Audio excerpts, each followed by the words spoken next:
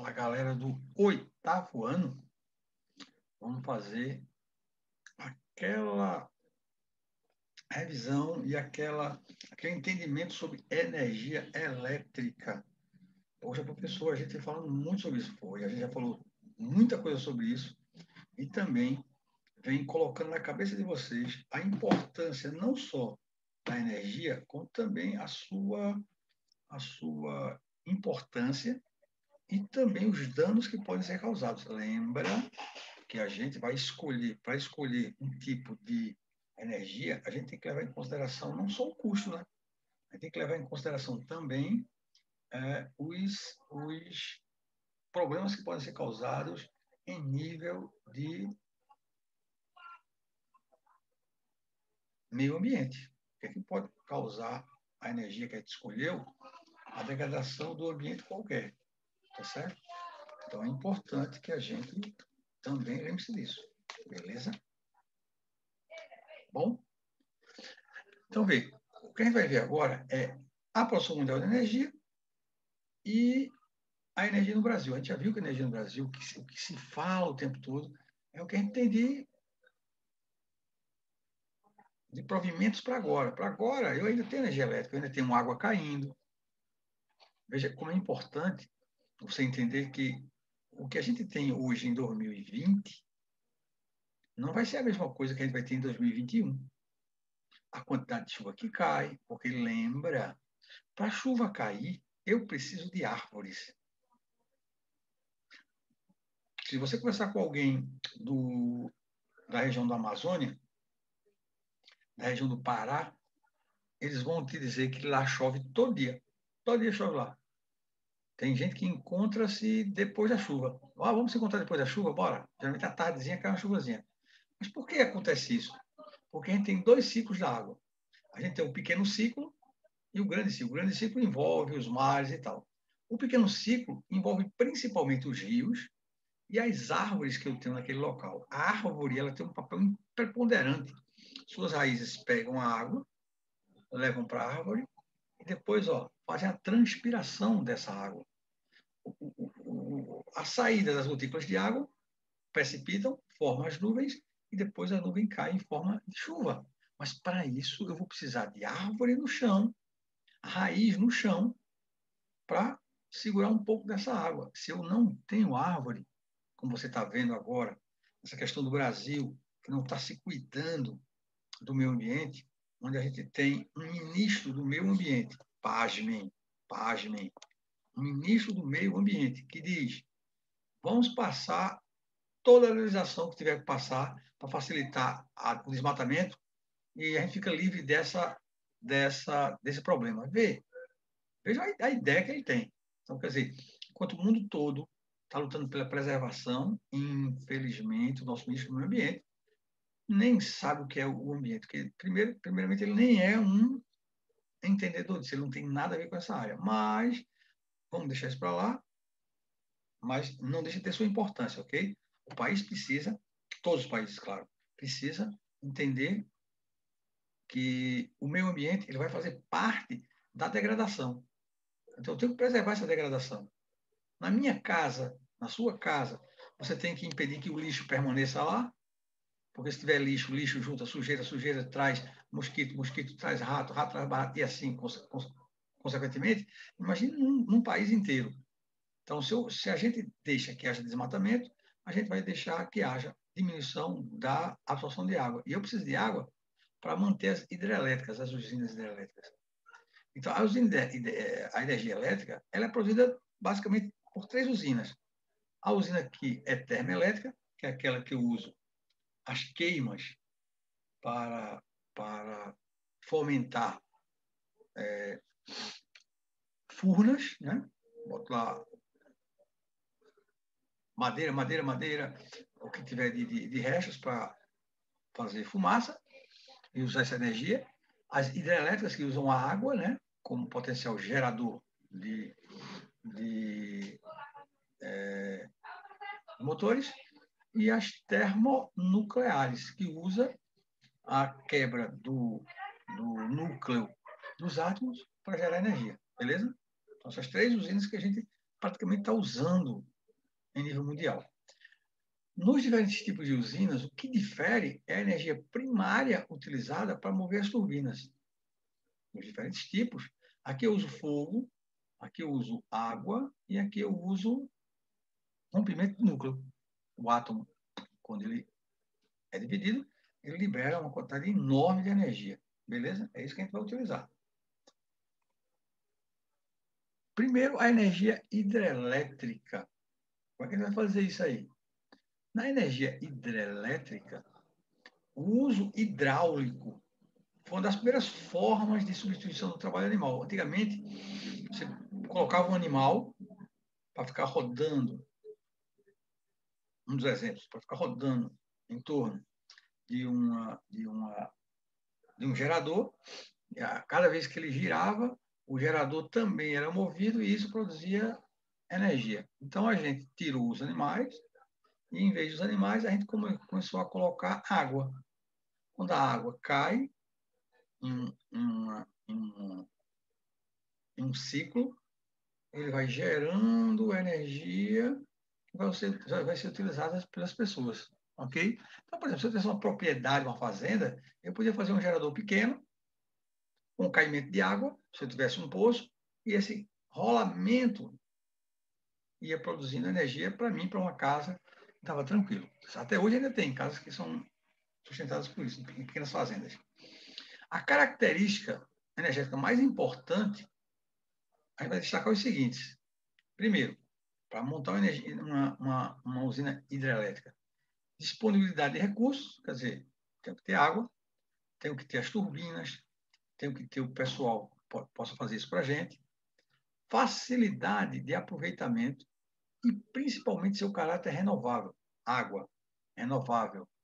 Até quando? Lembra que eu falei? Você precisa manter a água caindo. Para manter a água caindo, eu preciso manter árvores. A chuva vem da água dos mares, a chuva vem da água dos rios, a chuva vem da transpiração dos seres, seja eu, você, seja também a árvore. Lembra que eu falei da questão do ar-condicionado? Quando você monta um ar-condicionado, você monta uma mangueirinha para que saia água. Aí você pergunta, essa água vem de onde, professor? Essa água vem do ambiente. Nosso ambiente aqui, no seu quarto, no meu quarto, está cheio de umidade, cheio de água sobre nós. É essa água sobre nós que provoca o calor. Quando a minha água do suor tenta sair, a água que está em cima do corpo da gente não deixa o suor sair, ele vai sair com dificuldade e vai provocar o calor dentro de nós. Mas se eu colocar aqui um ar-condicionado, o ar-condicionado vai puxar, vai tirar essa água que está sobre a gente. Por isso que todo ar-condicionado ele tem que ter um caninho para tirar essa água. Aí você aproveita da forma que você quiser. Veja quanto desperdício de água no mundo existe somente com a retirada da umidade do ar. Se eu pegasse essa água, eu podia aproveitar ela para regar a planta. A falta de água é muito grande. Aqui onde eu moro são 3 dias com água, 3 dias sem. E a tendência é aumentar esse tempo para que todo mundo possa ter água. Se a gente continuasse como era sempre, antigamente você nunca, nem ouviu falar nisso, era todo mundo com água o tempo todo. Então a gente tem que cuidar desse recurso, porque esse recurso vai fazer falta no mini, mas vai fazer falta no max também. Mini que eu digo em casa, max que eu digo é na indústria. Imagine uma indústria sem energia, que é gerada pela água. Pode assistir qualquer reportagem que você vai ver a dificuldade que está sendo dos rios se manterem com água. Quando você viajar, quando você passar por pontes, você veja quantas pontes estão sem água. Presta atenção, você está viajando, vá para Caruaru. Você vai encontrar várias pontes onde o ideal seria que essas pontes tivessem água. Se não tem água, são esses pequenos rios também que levam água para os grandes rios. Então, imagine isso daqui a 20 anos, 30 anos. Não vai ter água para esse povo todo. Não vai ter água também para gerar uma turbina que gera energia para a gente. Beleza? Então, no caso da usina da energia hidrelétrica, eu tenho considerado a disponibilidade de recursos, a facilidade do aproveitamento e, principalmente, seu caráter renovável. Renovável se eu manter uma política, manter uma estratégia de ter ainda fontes que preservem essa água. Ao contrário das demais fontes renováveis, já representa uma parcela significativa da matriz energética mundial e possui tecnologias devidamente consolidadas. Deixa eu explicar isso aqui. Além de ser renovável, a gente já conhece a técnica, a gente já sabe como manusear todos os equipamentos de uma usina hidrelétrica. Então, se a gente tem isso aí, beleza, a gente está mantendo um nível de entendimento muito alto. Isso vai facilitar demais a manutenção desse tipo de energia. Mas é aquilo que eu falo. Para manter isso aqui, eu tenho que manter toda a estrutura. Sem água, tudo isso aqui que eu estou falando acaba. Beleza? A principal fonte de energia elétrica, ainda aqui, em mais de 30 países, e no mundo todo, representa 20%, 20% da energia gerada no mundo é através de energia hidrelétrica. Aqui no Brasil, a utilização de energia hidrelétrica é muito grande. De vez em quando, professor, tem um aumento, tem um aumento. Por que tem um aumento? Porque a capacidade da energia hidrelétrica foi diminuída devido à seca. Pode ver. Quando você ouve falar que vai aumentar a energia, você vai lá no noticiário e estão dizendo, devido à seca, esse mês a sua conta vai aumentar. Aí o que eles fazem? Em vez de usar somente a usina hidrelétrica, eles usam a usina termoelétrica. Se vai utilizar uma usina termoelétrica, vai gastar mais energia. Aí é a gente que paga por isso, vê? Sacou o lance? Não há preservação de matas. Não há fixação de água nas raízes. Não há fixação de água pelas plantas que rodeiam as chamadas matas ciliares, que rodeiam os rios. Consequentemente, vai haver um desperdício de água. A água vai evaporar. Se a água cai no solo, simplesmente, geralmente ela volta para o meio ambiente. Mas quando ela cai no solo, que ela tem raízes de plantas, as raízes de plantas seguram boa parte dessa água para depois liberar para formar a chuva de novo. Então, aí é importante isso. Não é só montar a usina, não. É pensar a médio e longo prazo. Beleza? No Brasil, e a gente sabe disso aqui, né? A gente tem aqui a água e a energia tem uma forte histórica interdependência. Aqui em Paulo Afonso, nós temos uma usina hidrelétrica que vem desde os anos 40, 50, para consolidar-se como um polo grandioso de energia, de recurso ali. Porque, lembra, quando se tem a usina, tem uma geração de empregos muito alta. Então, isso colabora para a manutenção do indivíduo naquele local. O indivíduo sertanejo, ele é muito sacrificado, porque ele não vive no seu local se ele não tem condições. Por que que, por exemplo, Petrolina, que é um lugar seco, Alto Sertão, lá tem produção de frutas. Oxe, professor, mas não é sertão? Aí eu pergunto a vocês. Não há uma política para as outras regiões. Um grupo político muito forte se colocou em Petrolina e eles conseguiram trazer todos os recursos para essa região. Se a gente tivesse outro grupo político mais próximo, a gente também poderia fazer esse tipo de interferência no local. Às vezes não é a falta d'água, às vezes é a falta de decisão política para chegar em um local e fazer daquele local ele ser economicamente ativo. Para você ter ideia, Petrolina manda frutos para a Europa todo dia. Por que as outras cidades não mandam? Porque não houve investimento. Se você pegar as cidades a 100 quilômetros de Petrolina, seca total, pouca gente morando, economia nenhuma. Então, o ideal seria que a gente expandisse isso. E tecnologia a gente tem para isso, ok? Ok? Tem tecnologia para isso. Então, água e energia no Brasil tem uma parceria muito grande e isso desenvolveu economicamente aquele local. Pequenas demandas de economia, atividades industriais, agrícolas e comerciais de serviços só vieram porque houve uma disponibilidade de energia. E essa energia veio através da presença da usina hidrelétrica, certo? Melhorou o conforto das habitações e a qualidade de vida das pessoas. Falei agorinha. A usina, quando ela chegou no local, a usina hidrelétrica, ela trouxe consigo o progresso. Trouxe gente para aquele local. O povo que vai trabalhar lá precisa de moradia. Aí você começa a construir casas. Se o pessoal tem dinheiro para gastar, você constrói supermercados que esse pessoal vai utilizar desse supermercado para comprar as suas pequenas coisas. Também desempenha papel importante na integração e desenvolvimento de regiões. Claro, claro, quando estou falando. Quando eu coloco uma usina, aquela usina vai servir de parâmetro para quem quer começar alguma coisa ou quer implementar alguma coisa, seja uma indústria, seja um supermercado, porque se ele está ali e ele sabe que lá perto tem energia disponível, ele pode mandar construir o seu empreendimento, porque ele vai ter energia disponível. E aí, junto com as indústrias, trazem as pessoas para trabalhar. Junto com as pessoas para trabalhar, as cidades têm que ser construídas para que as pessoas se fixem naquele local. Né? Ninguém vai trabalhar lá para sair para outro lugar. Então, é melhor trabalhar lá e morar lá perto. Beleza?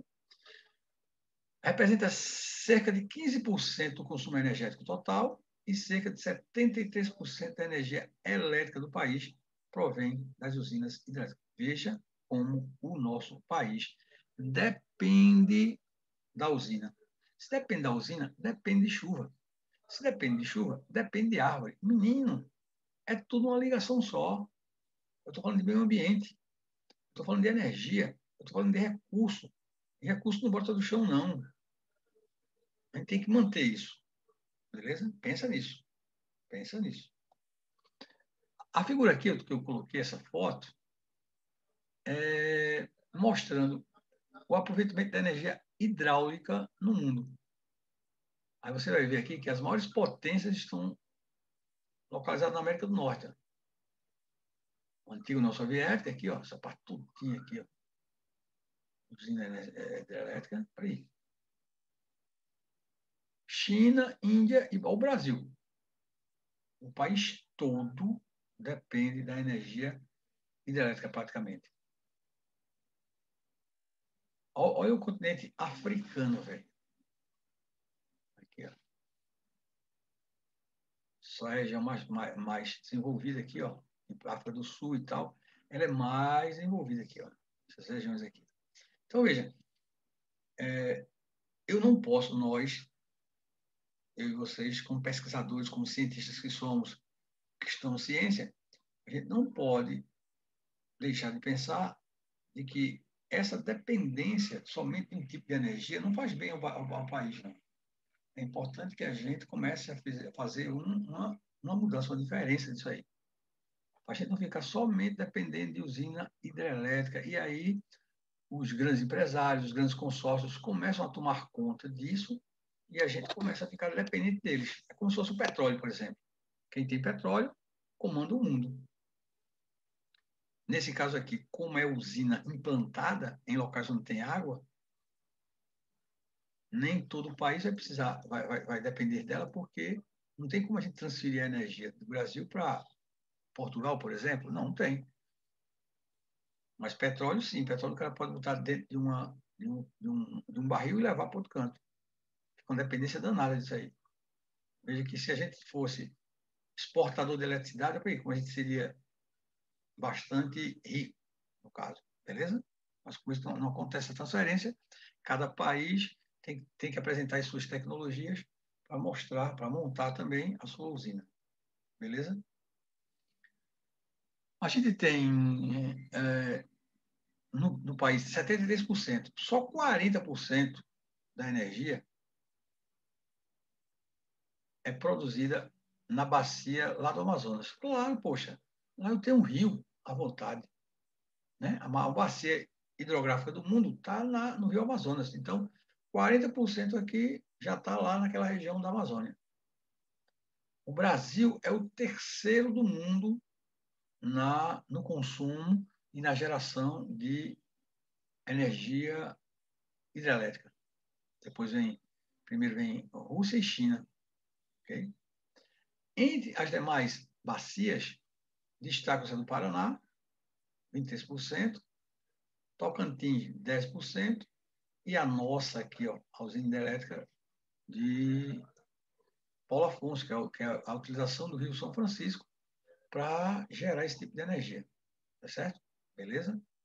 Temos que preservar isso aqui. Lembra que houve uma transposição do Rio São Francisco para facilitar a chegada de água em locais onde a seca perdurava desde a existência desses lugares, beleza? Isso aí diminui um pouco a potência da energia hidrelétrica. No Uruguai, no Atlântico Leste, representam cerca de 5%, cada uma, e as demais somam juntas apenas 5% do potencial que a gente tem. Beleza? 40% está lá em cima. Depois vem descendo para o Paraná, descendo para o São Francisco, e lá embaixo é que a gente praticamente não tem o uso de energia hidrelétrica. Potencial hidrelétrico por bacia hidrográfica. Foi o que a gente falou agora. Onde é que tem a maior concentração de água? Lá no Amazonas. Se lá tem a maior concentração de água, lá também vai ter maior potencial hidrelétrico. Ó, Bacia do Amazonas, 106 megawatts. Caramba, bicho, de produção de energia.